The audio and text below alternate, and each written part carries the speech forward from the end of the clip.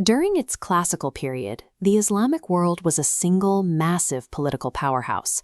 This unified civilization led the globe in mathematics, astronomy, and philosophy. That absolute unity collapsed in 1258.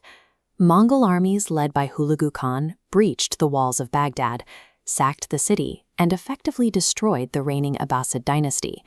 Without a central political authority, the vast territory shattered. The resulting landscape was a patchwork of small, independent factions that eyed each other with intense suspicion, rather than coordinating their resources. The physical destruction of Baghdad triggered a deep intellectual panic.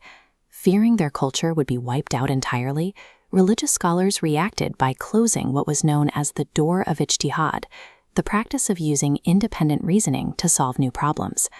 The trauma of the invasion pushed the civilization into a strict defensive posture. The priority shifted away from discovering new ideas and toward aggressively protecting the traditions they still had left.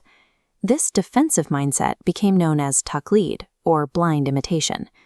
Instead of analyzing original texts or adapting to new social conditions, scholars deferred entirely to the rulings of historical jurists, believing the classical thinkers had already answered every question worth asking. Free thinking was viewed with suspicion. Scholars actively narrowed the definition of knowledge, deciding that only the religious sciences merited serious study in these courtyards, while fields like general philosophy and mathematics were marginalized. By freezing their intellectual development, the Islamic world created a massive geopolitical blind spot, leaving them highly vulnerable as neighboring regions began to experiment. While Middle Eastern scholars were pulling inward, European thinkers were looking outward. They began studying and translating surviving classical Islamic texts, becoming particularly fascinated by the rationalist philosophy of thinkers like Ibn Rushd. The introduction of this classical logic provided European intellectuals with the exact framework they needed to challenge the strict orthodoxy of the Church, helping ignite the intellectual revival of the Renaissance.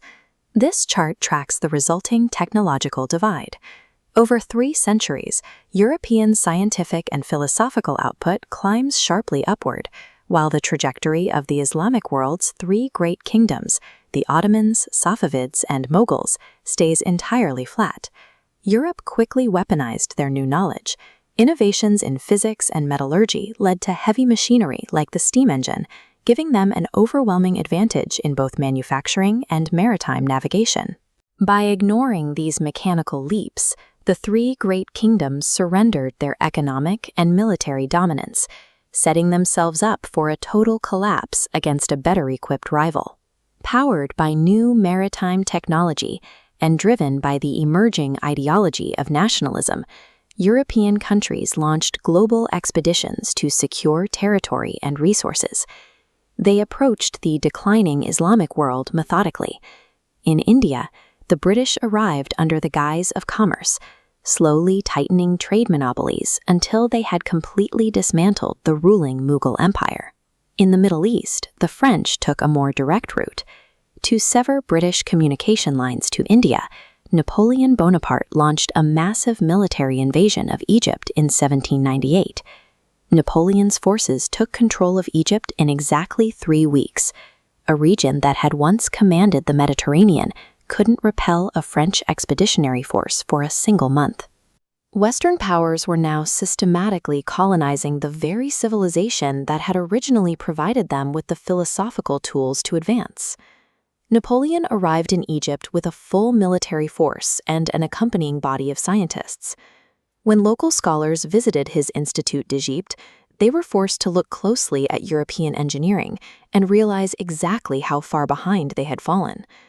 The shock of foreign occupation finally broke the intellectual freeze.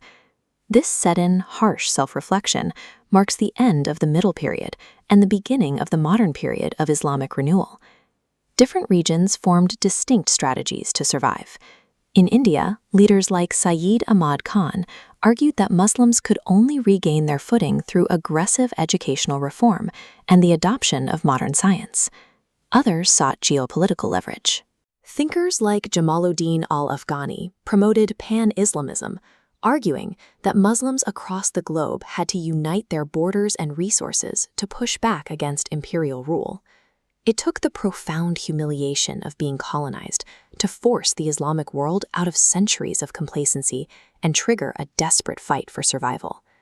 The Ottoman Empire tried to save itself by importing Western political concepts, executing a series of policies known as the Tanzimat reforms to limit absolute imperial rule and modernize the state. This structural shift eventually led to a total reset. Following defeat in World War I, a nationalist leader named Mustafa Kemal completely dissolved the remains of the Ottoman Empire to build the modern Republic of Turkey. Citizens living under foreign supervision rallied around secular nationalism, using it to expel Western influence and establish their own sovereign borders. The effort to shake off the legacy of the Middle Period continues today. Modern thinkers are still working to reopen the door of ijtihad, searching for the precise balance between maintaining their faith and embracing the scientific progress required to compete on the global stage.